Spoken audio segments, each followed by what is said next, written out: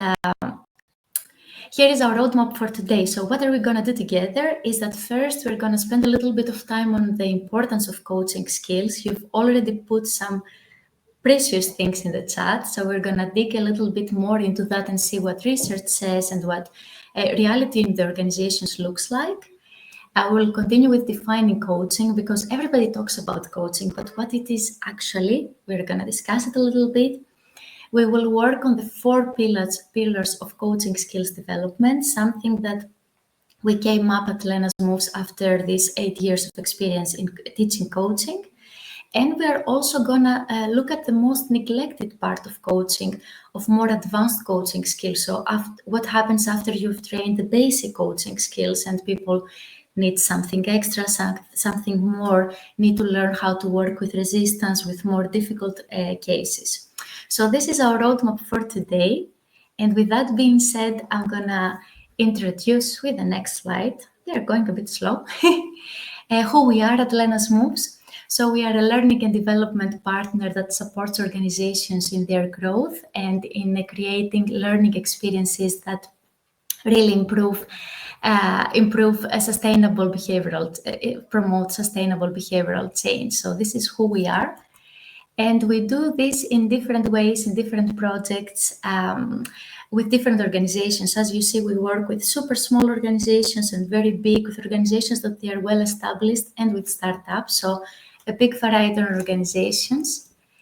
And what we do with them is that we either support them with their train-the-trainer initiatives or leadership development and how to coach programs, which is what we're going to do today, and female empowerment, so how to support their female talent employees. Another thing that we do is that we work on the side with them in order to create learning experiences that they are bubbly, they sparkle, they are non-boring. So there we are working close with the organizations as learning consultants. So that's about us. And let's dive into the agenda. So the first item, the importance of coaching skills. We hear that coaching skills are super important, but why? What makes them very important? Let us see what the research says. The research says that coaching improves performance and improves engagement. So people say that they observe a more improvement in their work performance, in business management, in time management. They feel more engaged in their work. And these are the results that you see consistently in research. These are not results that they are only from the last year, but we see it over time. Now, if coaching is so important, let's take things into more practical view. I want to share practical examples so we really understand what is happening within an organization. Since, as we all understood, coaching is crucial. So I'm going to walk you through Sarah's story. I feel a bit talking a little bit fast, so I'm going to slow down a little, take a breath. Sarah's story is actually a real story, and it reflects quite a lot how different new leaders in organizations behave, and that's why we chose it for you today. So imagine that Sarah started her assignment, and after the first week or two of, all the excitement and the other things that are there because she became a leader, she started doing her work, and all of a sudden she feels that she's not as productive as she used to be. And because the things are different, and also it's not that much fun. So things are different, they are not fun, she doesn't feel productive. And then she wants to be very much liked by her team because she wants to earn her respect and her trust and collaborate with them. And at the same time, she feels that there are quite some performance gaps or skills that her team is lacking. And then she tries to show a little bit, but then feels, nobody can do the job as good as I do. Which might be true because that was the reason that she got promoted. She was really top-notch in her job before. So she's in this mindset right now. Nobody can do that as good as I do. And it's easier and faster if I just go ahead and do the work instead of coaching people on the task, instead of coaching them to achieve their goals. So this is the mindset that that Sarah is in, and unfortunately, that's the reality of many, many new leaders. And if you are in touch with new leaders, please put in the chat if you feel that, yeah, this reflects what you see in your organization as well. Now, what's the danger if that happens? The danger is that we fall into 3 vicious cycles within the organization. At first, we are creating overdependence. So the team, we've actually trained our teams, the leader has actually trained their teams to be completely dependent on them. Really heavy, right? And the second thing is that the leaders get completely overwhelmed because the volume of their work is humongous. They cannot cope with that. And it feels, they were having the work that they had before, plus they have to attend strategic meetings and connecting with other leaders and supporting their team. So really a lot on top of what they were doing. This is how it feels. And the third thing, which is wise around 40 to 50%. Yeah.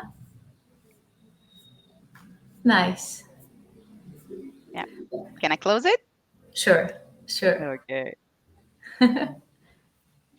So in the poll, I don't know if it. Maybe close it. Yes. Yes. I need to share back.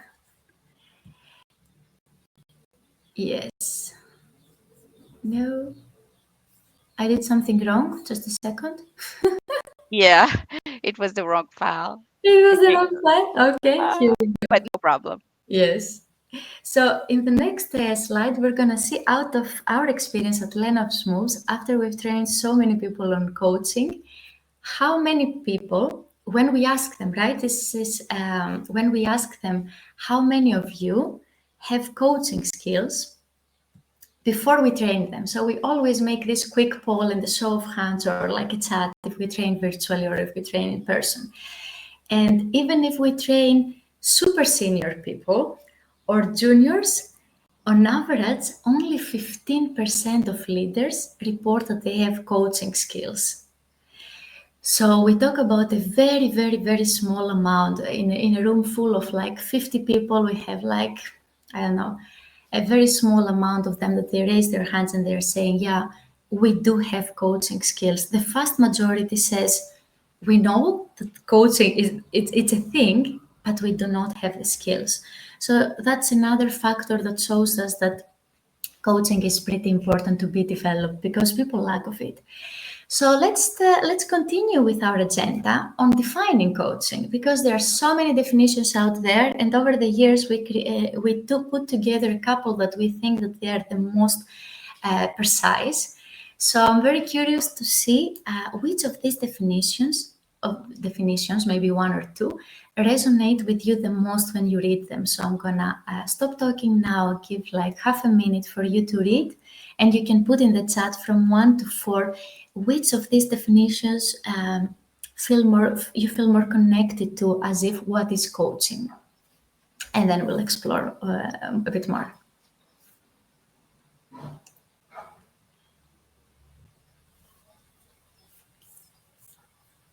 Thank you very much. I see a lot of variety. 4, 2, 2, yes. More 2s are coming in. 2, yeah. 2, yes. Yes. 2 and 4 combined, yes. 2 and 4, perfect. 2, all combined. 2, yeah. Lots of wonderful input. Keep putting the things in the chat. That's lovely to see. So there's not one definition of coaching, and that's because coaching is like a territory where it's slowly being more and more defined. There are people who are in the field like for more than 30 years, like John Whitmore, who is one of the most popular guys, has written a book and is one very good book, actually, The Coaching for Performance.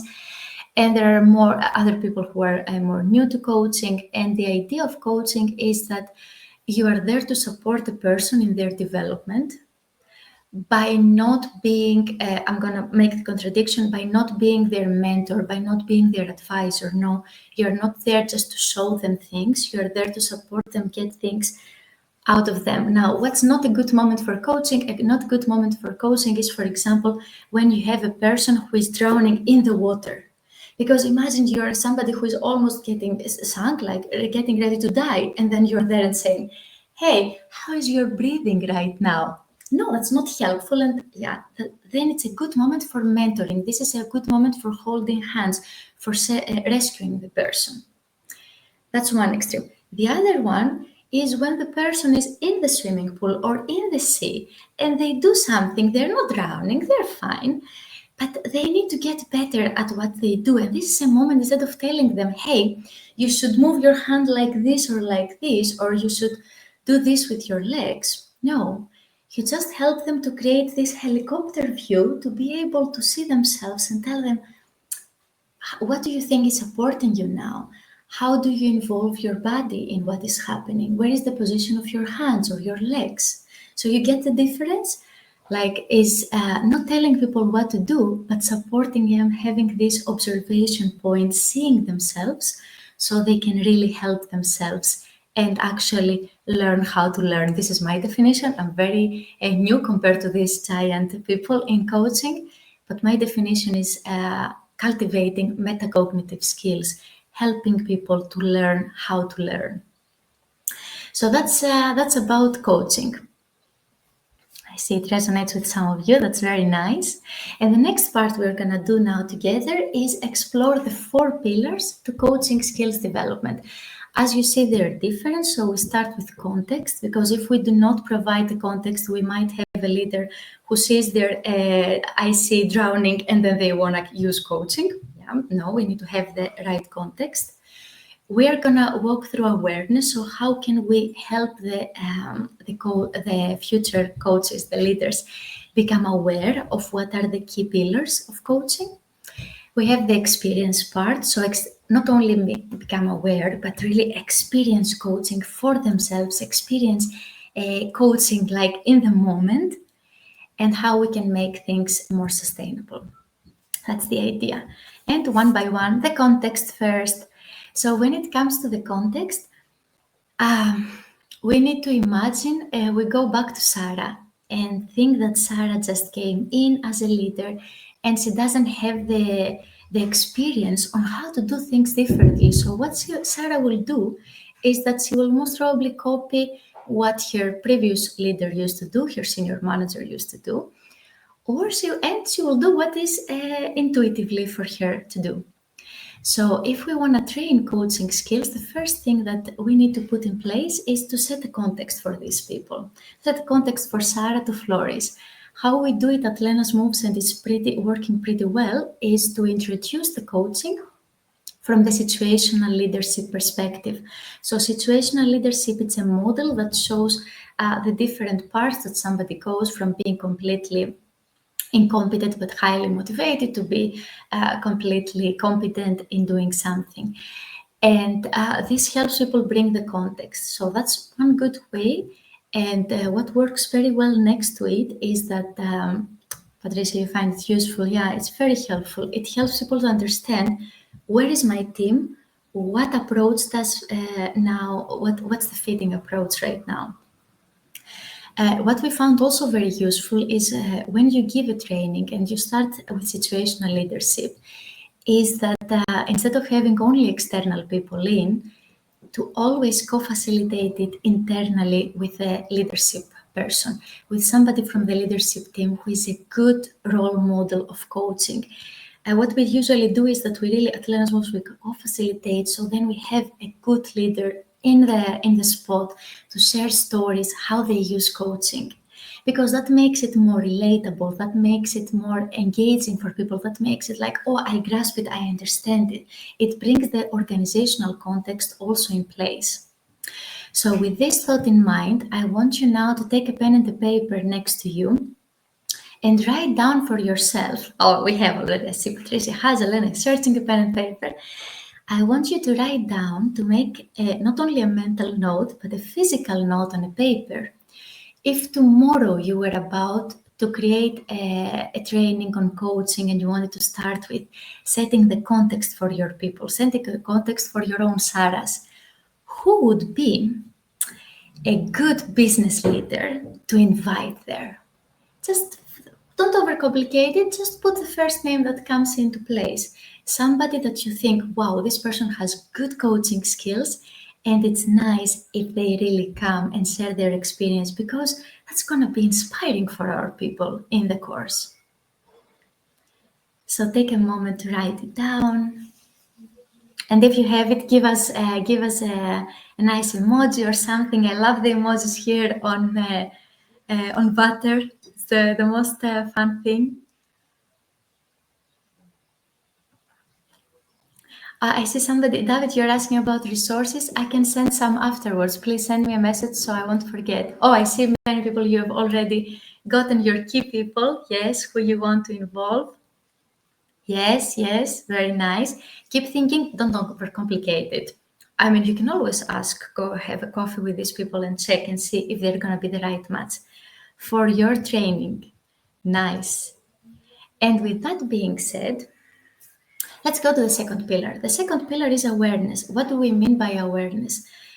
Now, out of our experience, there is a lot of misunderstanding of what coaching is and what coaching isn't. So it's also super important when you do your leadership development programs and you wanna have like a day on coaching or maybe half a day on coaching, that you explain what are the fundamental coaching concepts that somebody needs to know before they coach. The first one is building trust. So people have their own way of building trust, but it's really great to see how they can do it methodically, how they can support people and challenge their own assumptions of what means building trust and connection. Because going always back to Sarah's example, she thinks she can build trust if she can go and take over the task from her IC. When it comes, the second part is the coaching mindset. So people are coming in the mindset of, remember, Sarah, oh, it's so difficult. Yeah, it's easier, it's faster if I just do it now. No, how can we go in the coaching mindset in having this zooming out approach, in looking things from a perspective, having the helicopter view? The third thing is active listening. I know you all know it. It's not listen to advice, it's really listen to understand the other person. So supporting teams making this distinction. Listen to advice and say my own thoughts because I'm very smart and I know it, and listen to understand. And the next one is all about questioning, having open, closed questions, questions that support the person to create again the helicopter view. And the grow model, and again, for the Grow model, we can share some more resources later. Most of you, I think, know it. Patricia, you have a question? Yes. Yes, I do. I was typing, but I think I'm too slow. So the leaders that I usually advise as an HRBP, Lena, they struggle with the balance between delegating and coaching the team versus the rush to deliver things. So it's not only about not having the mindset, but how they can juggle the pressure between letting the team fail, for example, doing something new, something that usually that person was doing very well, but the team needs to learn, and the expectations from, I don't know, 360, right? Not only the manager of the manager, for example. So how do you navigate that with the team? Yeah, that's a very good question. Usually in our programs, we put it under the prioritization part. So, what can help somebody to navigate this, because that's something that you're right, it comes up very often, is to create a matrix. Now I'm going to show it with my hands and put in this matrix what is high priority, high urgency, a lower priority. In this way, they can see which parts, which tasks, and which projects right now I have the time and the energy and everything to support somebody, to upskill them, to give them a stretched assignment, to support them perform, and I'm there as a coach. But for this, I need the time. I cannot do it when there is urgency because otherwise, yeah, I'm messing around. And Yeah. which are these projects that we have more time that we can do it? So this is the idea. First, you need to do an assessment, an evaluation, put things on the matrix and see where we have the time, what is less urgent, what can be done, and then this is how you judge and this is how you juggle because there is not always a great time for coaching. I mean, coaching is great, but there's always a good time for coaching and a good time for more hands-on approaches. The idea is introducing it and not wasting the good moments that we can really use coaching and cultivate it. And the more we cultivate it, the more we are able to use it. I love it, Lena. Thank you very much. It's kind of applying the situational leadership concept to this decision of using coaching or mentoring, or I don't know. Yeah. Thank you. Exactly. Lovely. Sure. One distinction that we need to make here is that when you use situational leadership as a model, then the focus is the person, is your IC, because there you talk about them, their readiness, their expectation. If we talk about the matrix in prioritization, then we are focused mostly on the task. So every time we need to be, it's not that we need to do one or another, but both need to be in place in order to make smart decisions or informed decisions. Nice. And oh, I see more numbers. Trying to make, yes, Sanon, you have the same question, yes. Nice, I hope we responded. So the next thing that we have is a question for you. So when you see these skills now on the table, the building trust, the coaching mindset, active listening, questioning, role models, we already worked on a prioritization and situational leadership. Can you put in the chat which ones do you think that your learners need the most, your leaders need the most right now? If you could choose your top two, which one would, three, let's put top three. Which would be your top three? Active listening, I see, Dora, yes. Coaching mindset, active listening, more listening, yes. Building trust, very important, yes. Active listening, grow model, coaching mindset, yes. Real nice. Yes, more growth, coaching mindset. Yes, active listening. Yes, a lot of yes, questioning and coaching, building trust. Yes, active listening, questioning. Yes, very nice. Active listening. Yeah, exactly. It's good to start with the basics sometimes, right? It's good to start with the basics. Yeah, and questioning always very, very important. Yes. Thank you so much for writing. We're already creating your own assessments, right? We have things on the paper. So when you finish this webinar, then you have things to have in place. Now, so let's say that we start with support sharing her development. We set the context. We gave her something to become aware. We gave a kind of a lecture, a video, a resource. That's all great. It is not enough. If we don't have people experience coaching, there is no way, and I'm saying coaching, coaching, there is no way that they're going to put it in practice.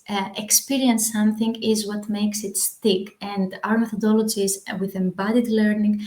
So we really have people to feel the difference in their bodies, experience what it takes to coach, and how different it is from other approaches. I saw there is a question in the chat. I'm coming back to it in a second.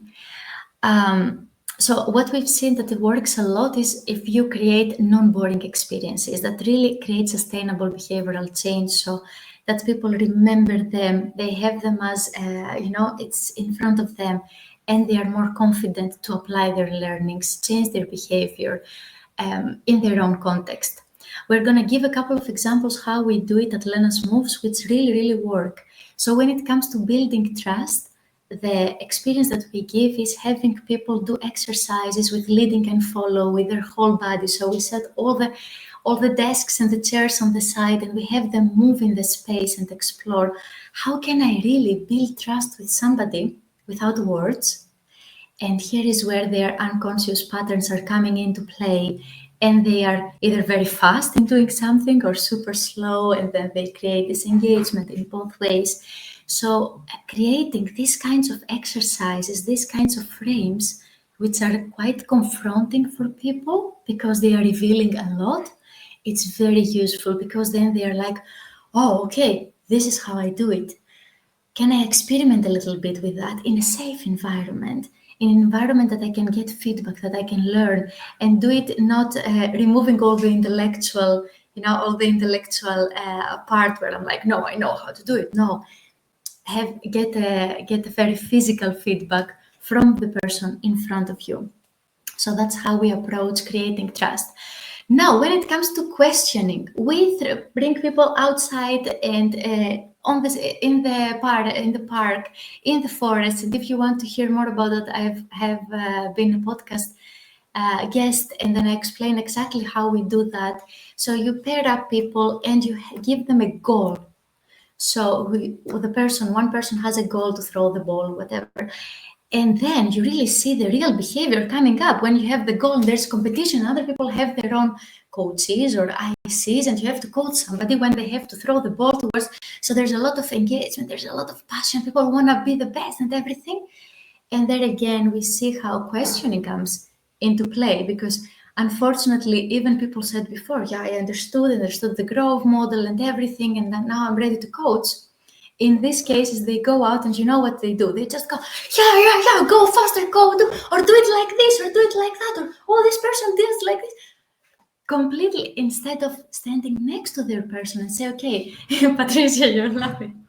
Instead of really standing next to their person and helping them observe themselves on how they do and what works for them in order to reach their goal. So a lot of, again, embodied learning in this part. And then, of course, we have all the the grow model, where we use a lot of speed dating. That's super simple. I invite you all to use it. So really have people coach several people when you give them an experience, because if you just give them the ones to do it once with one, let's say I go and I coach Patricia, and Patricia didn't bring a real problem, or she was not ready to be coached, or she didn't want to, or there was not a match, there was not a chemistry.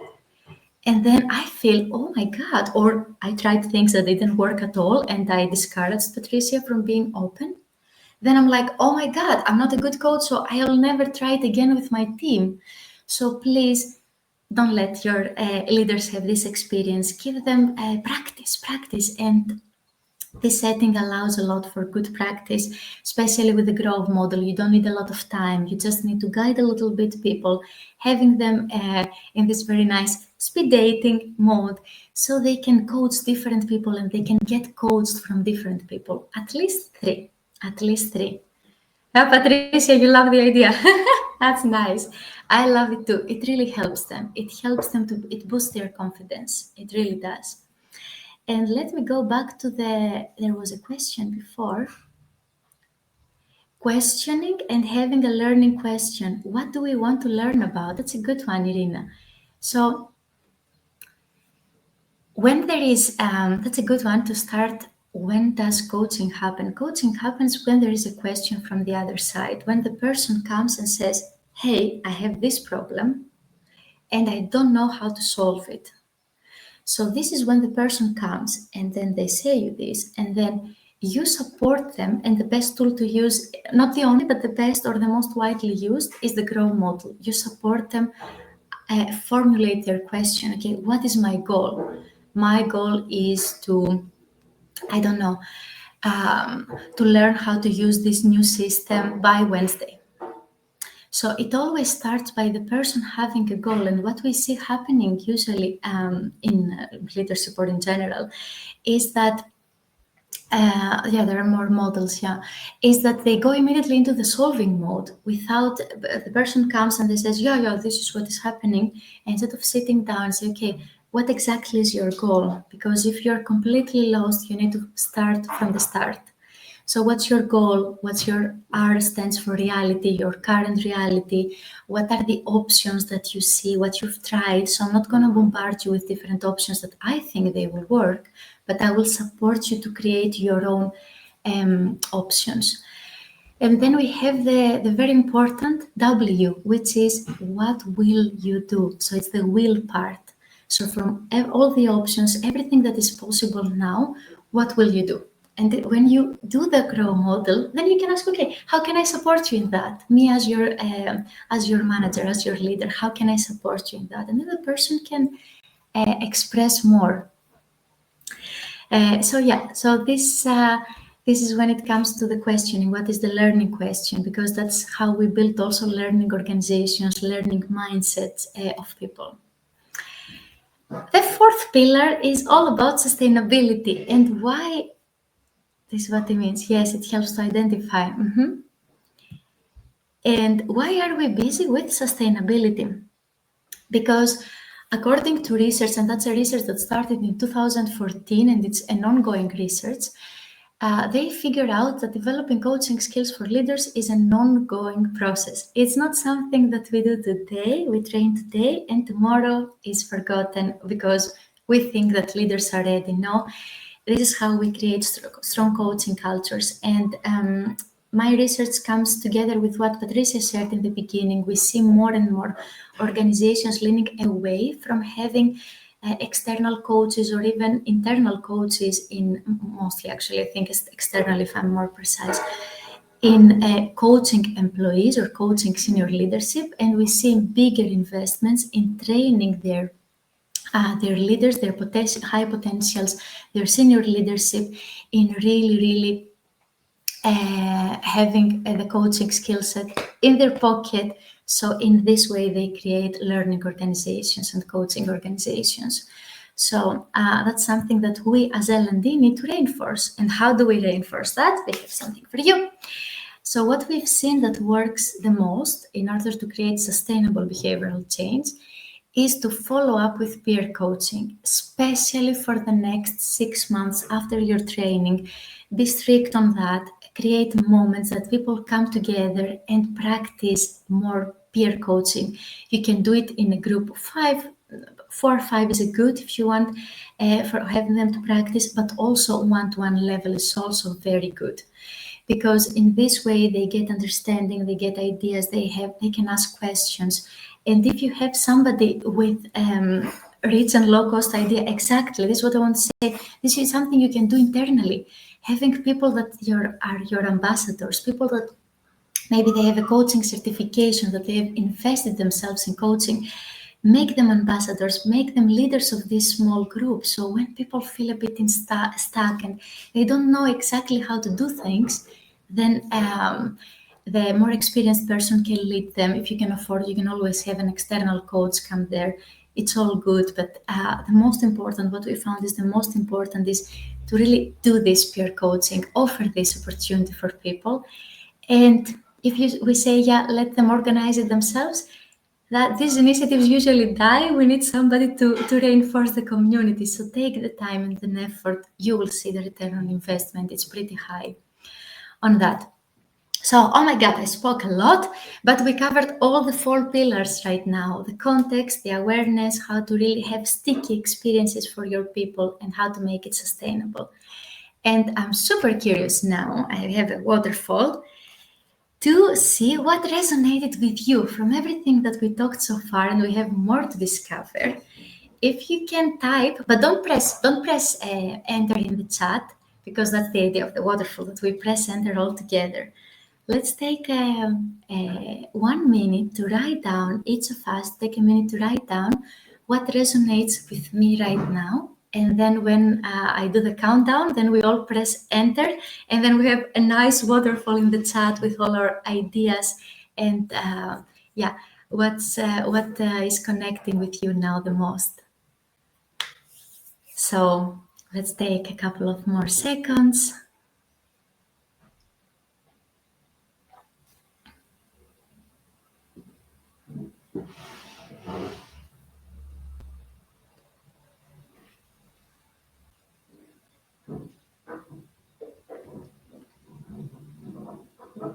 Are we getting there?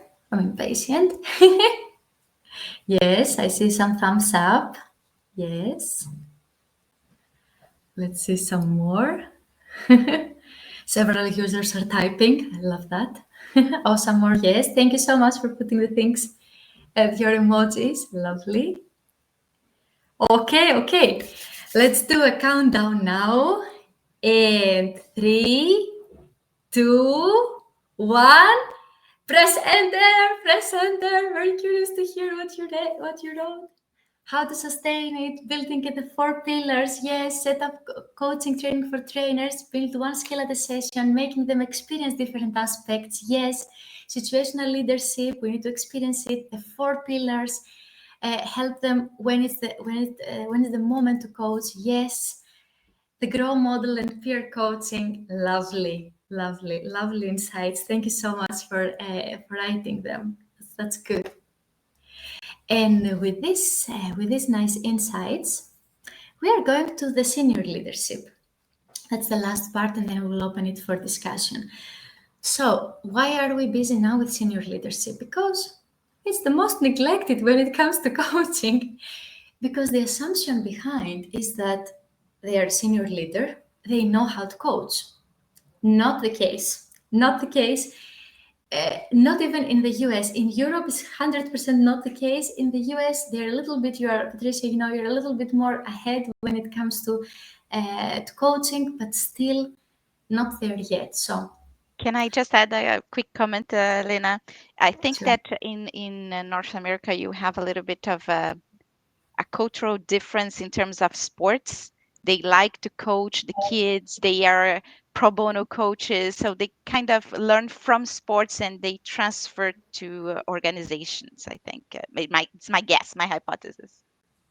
Yeah, that also makes a lot of sense, and Shannon also says the same. Yeah, that's because also the origin of coaching comes from sports. Like if we want to see where the history of coaching, where does it start? It started from sports, so it makes a lot of sense. Also, these are transferable skills, right?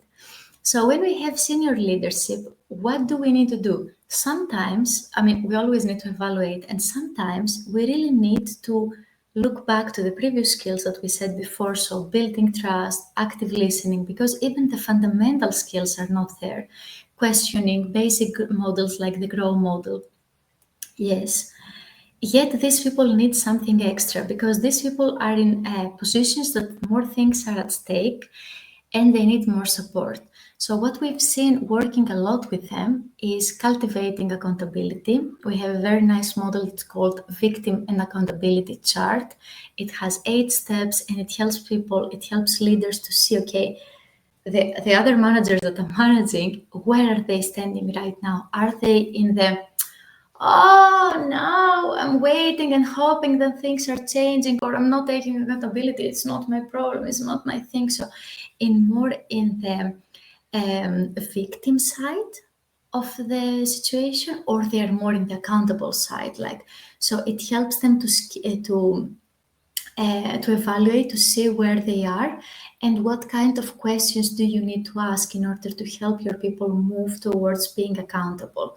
So it's really, really helpful to help them to see how to cultivate accountability in a structured way, because there is a lot of resistance. And the other part that we've seen that works a lot, and I don't know why we don't have a nice picture here, but is teaching them how to, not teaching them, but helping them to become more aware on their own patterns of working with resistance. Because there are good moments to use coaching, but because me as a senior leader, something is triggering me. I'm going back to my regular patterns, and then I'm not using it. And resistance is the best moment to use coaching because it's like learning. Imagine that this is the door. It's learning is knocking at the door. Is knocking at the door. That's why the person is resisting, because something new is happening. Something new needs to enter, and then the role of a leader is just to help you to open the door, not to help you like go on the door like this. No, but to help you open the door in a nice, kind, playful way to support you grow. So always this in mind: when when a new learning is knocking at the door, it doesn't look nice, but we don't have to, to hurt our hands, our fists. No, we have to help people to open this door. At Lena's Moves, we have a very unique approach. You figured it out so far with embodied learning to help people be in the moment, work in couples, work in a physical way, see how they can go with resisting each other, having people really resisting in a very practical, like really embodied ways, and see what are the patterns, how people respond to that when you have somebody else in front of me who's like, no, I'm not moving, I'm not like going anywhere. Or when you have people moving around the same pattern. So how can you help them get unstuck? How to work with their resistances? So that's the idea of working with senior leaders. And I think, oh yeah, I forgot. So one thing that we would like to gift you today, because we haven't launched it yet, so that's a pre-launch. have the learning strategy playbook created by the team. We are very proud of it. It puts together all. It's a gift, yes. All the work we've done all these years on the learning strategy. Thank you. No, thank you so much for the kind words. Yes, and the link to the podcast. I think we need to put everything in an email and share the link to the Oh podcast. yeah, we could do that. And I recall David. He asked about David John. He asked about the situational leadership. Yeah, Yeah, I recall the first time that I had access to this content was with the official leadership situational leadership training. yeah, And I will see if I have some material in English because I took it in Portuguese, so it won't be helpful for everybody. that would be really nice. Yes, that would be really lovely. Now I see some people. Okay. Yes, maybe we can launch the poll Yeah, before we all go. absolutely. So everyone, before we go, if you'd like to share your key takeaways, it will be very helpful to Lena and myself and Noor. If you want to put as well some ideas of future events or content that you would like to see in our sessions, this will be lovely as well.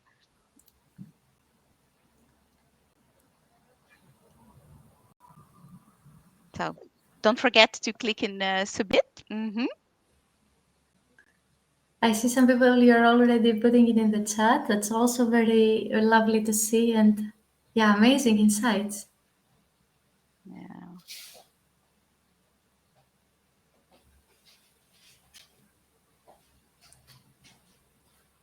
Yeah, I really enjoyed the part of senior leaders, Lena, because this is something that we don't discuss as often, right?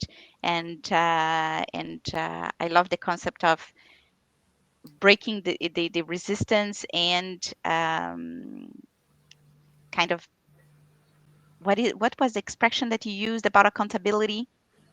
A victim and accountability. Yeah, Yeah, cultivating accountability. Yeah, yeah, yeah.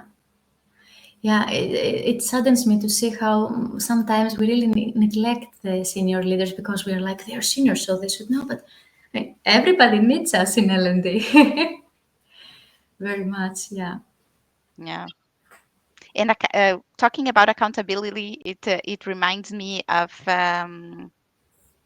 conscious leadership. That it's kind of the basis, one of the main pillars. So it's a very nice concept as well to support and maybe use in when preparing for those type of learning initiatives. Indeed, yeah. Oh, we have a question. My mic won't cooperate, but my question would be, is if someone in the customer success jump into becoming a trainer or into L&D with a couple of self-trainings? Is if someone in the customer success jump into becoming a trainer or into L&D with a couple of self-trainings? I Oh, have the impression that mm, it's more a question around L&D and how to move into L&D, like a career question. But if you want us, please explain a little bit more so we can see if we yeah. out.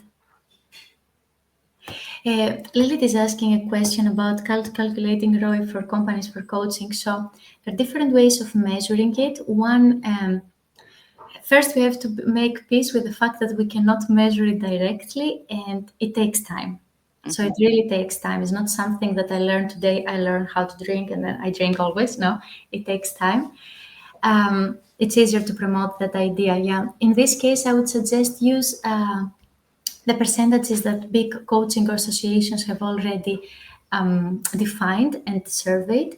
And within the organization, what helps a lot is to look at performance reviews and to look at feedback and to not only have the leaders themselves express what is needed. It's something that you can find in the playbook as well.